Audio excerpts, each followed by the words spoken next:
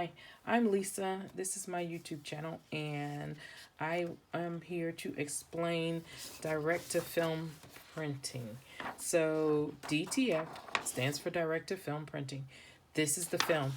On one side of the film, it's glossy, and there are different brands of this film that you can get. There's some shortcuts that people have used. Just if you go on YouTube, if you search YouTube, you will find thousands of videos on DTF. Mine is the simplest version of it.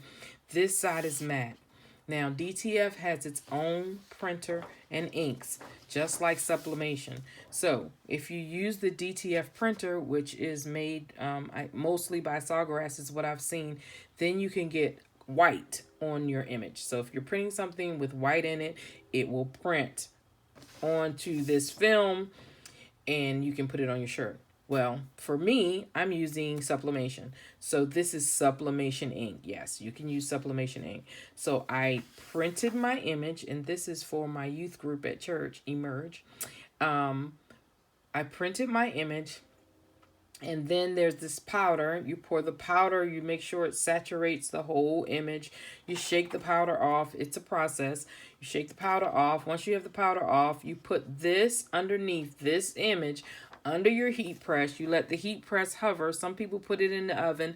Some people use the actual heater that comes for DTF. There's a special heater. You run it through the heater, and it melts the powder that you've poured on here. So this is granular a little bit still right now, so it needs to go back under the heat press. Once it's soft and kind of glossy, you know that it's ready to stick to the shirt. So that's your adhesive. The powder becomes a glossy kind of feeling material, and then you put it on the shirt. Now, I've tried this I guess this is the fourth item shirt that I've done. Don't even want to talk about the other ones. I really made a mess out of it. But this one came out really good. Colors are vibrant. It took the sublimation ink, and it looks really awesome. I love it.